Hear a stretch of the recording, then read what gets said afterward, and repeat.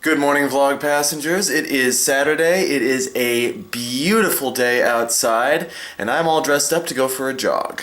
Today's jog, however, is going to be a little bit different because I am also participating in one of the art assignments, specifically the art assignments where you go to find the quietest place. Now, this is an art assignment that really resonated with me.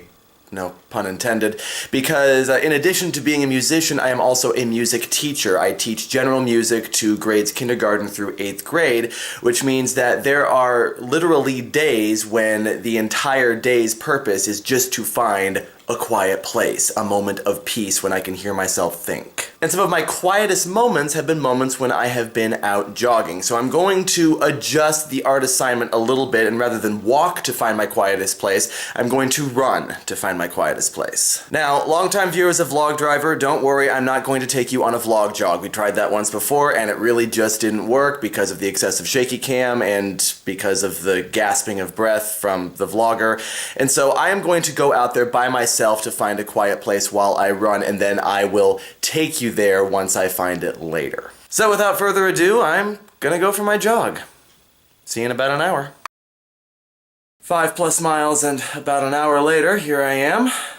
I have a lot of thoughts jumbling confusedly around in my head. I'm going to write down the most pressing of these on a post-it for later, and then I'm going to take a shower, run some errands, and let Matt from the future handle the rest of this video. Take it away, Matt from the future. Thanks, Matt from the past. Let's go for a walk. So a little bit of background about where I live without going into too much detail as far as names are concerned. I live in a very nice apartment complex, which is surrounded by a nice little slice of suburban America.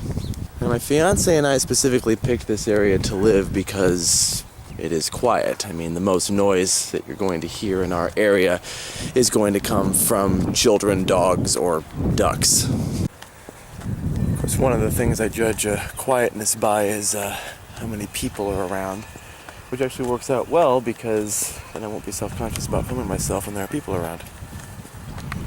On the other hand, about 10 miles in that direction is the city in which we both work, which is, as most cities are, very noisy. Well, this area right here is pretty quiet, but I think we can go quieter. Like I said at the beginning of the video, I am an elementary music teacher. I teach grades K through 8, and off the top of my head, I can think of one student in each class who is noisy. Car. Anyone who's watched my videos for any length of time know that I am plagued by cars driving past when I'm trying to vlog. It's a curse. Now, broadly speaking, children tend to be pretty noisy, or at least that's how they're perceived. Children always have something to tell you. They always have something that they immediately need to tell you. It can't wait. It doesn't matter what you're trying to say or if you're trying to teach or anything. It can't wait. They have to tell you something. It's a trait that is also very common in adults, especially, I think, in this country. We are a nation of talkers, not really a nation of listeners. The sounds that are out here, there's a guy who's doing some work in his garage. He's got his radio playing some music, which is pretty loud, but even out here it all sounds pretty muted. For some reason there's just something about silence that seems very distasteful to us. Like, we don't like to be in silence for too long. At some point someone's got to break it. And I'm not immune from this either. Like, even if I'm out by myself in the quiet, I'll tend to talk to myself just to kind of break up the silence a little bit. Hello. Hello. Can I help you? What? Can I help you? I was just wondering, you're just recording something. Oh, just doing a little home movie stuff, you know. Cool. Yeah. Have a good one. Yeah, you too. Just had a guy ask me what I was doing, very politely. I think he was just making sure I wasn't, like, stalking his house or something, but you know, what are you gonna do? I found a potential candidate for quietest place. It's a small little park that I didn't even know existed. I ran by it this morning. There were kids playing on this playground equipment here. Now it's pretty well abandoned.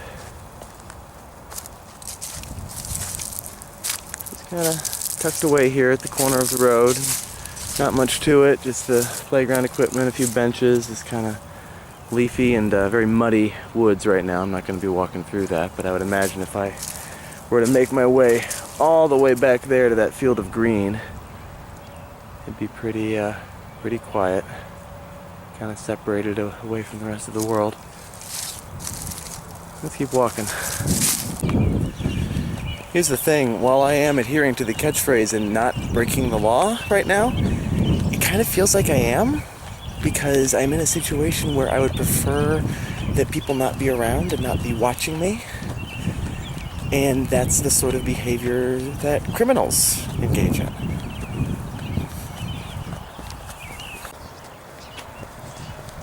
I haven't seen a whole lot in the way of quiet places since the little playground that I was in.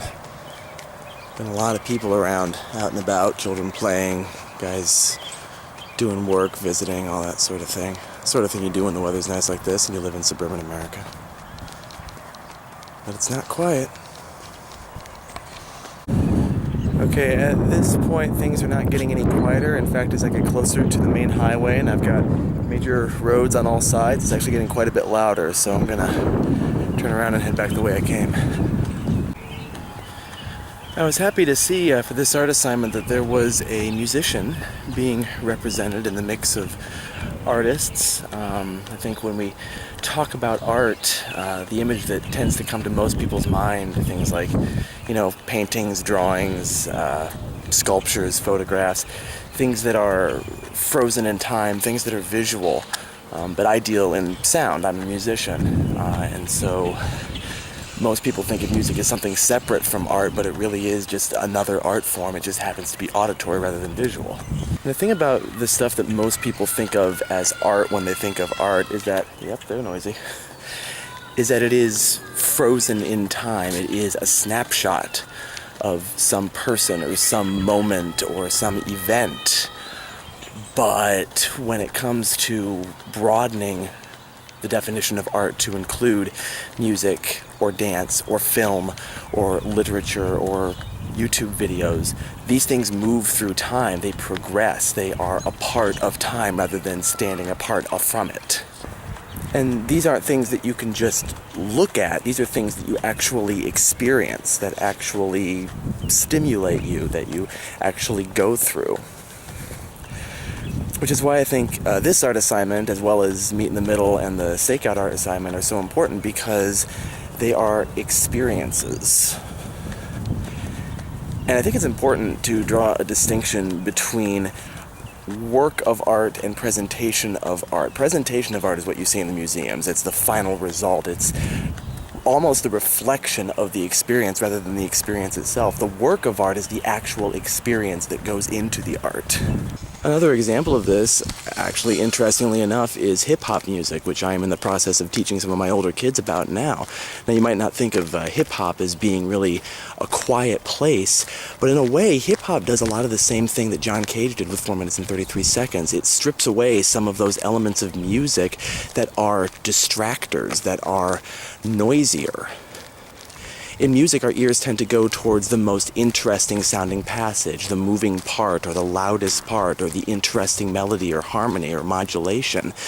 But with rap music, there isn't any of that. Any musical elements that there are, any notes that there are just looping patterns of beats. And that's done so that focus is not taken away from the words. As I keep telling my kids when we listen to rap songs, the most important thing that they can do is to listen to the words that are being said. Finding quiet places like that really does force us to listen more and talk less, which is kind of an ironic thing to say from somebody who's been blathering on this whole time he's been searching for his quietest place. And I think there's another thing that quiet and silence really forces us to do, and it's a very important thing, and that's to spend time listening to our own thoughts. I think that might be one of the reasons why we don't like silence as much. When there's silence, when there's nothing to distract us, that our thoughts are allowed to run free in our minds. And we don't necessarily want them to stay there. We want to get them out. That's the point of expressing ourselves, is to get those thoughts out of our heads and out into the world. And really, it's the only way to quiet those thoughts down. That's why children have to tell me something as soon as they think of it. They haven't learned that restraint yet. And that's why a lot of adults have to speak as soon as something comes into their head, or else they will forget it. That's actually kind of the foundation of this channel right here, Vlogdriver. The original purpose of this channel was for me to do vlogs while driving, to set up the tripod in the car and basically say out loud the thoughts that always go through my head when I'm on that quiet commute going to wherever I'm supposed to be going. For me, my time driving to and from the various places that I drive to and from is the one time that I have to really think to myself and have some quiet time to myself. I jog for the same reason. I don't actually listen to music while I jog, and I can tell you that it's because I want to be alone with my thoughts and I don't want anything to distract me or anything like that, but the real reason is because a few months ago I sent my iPod through the washing machine and I haven't gotten a new one yet. But regardless, it does allow me to be alone with my own thoughts, and while I was running this morning, all of these thoughts kept occurring to me as I kept moving through my route. And as that keeps happening, and as you keep being unable to express those thoughts to anybody because you don't have a chance to say anything or write anything down, it's kind of like you're holding out your arms and having somebody place increasingly excitable puppies in them. After a while, it's just a jumble of confusion, and you feel like those thoughts are going to come spilling out at any moment. And that's why the presentation of art is so important, because it allows us to bring coherency and order and structure to those thoughts. But it gets to the point where when I'm getting to the end of the run, I cannot wait to get home, because home is the place where I can reflect upon the experience, where I can put those thoughts into some sort of order, where I can finally get them out, get them on the paper or in the music or into a vocal form of some kind. And that's the only way that those thoughts will finally be quieted. In a way, even when you're in the quietest space, it's not quiet, and it can't be quiet until you are allowed to express those thoughts that occur to you when there's no distractions. Which is why for me, even though I found a number of very quiet places on my journey, the quietest place for this journey, and for any journey, is right back where it started.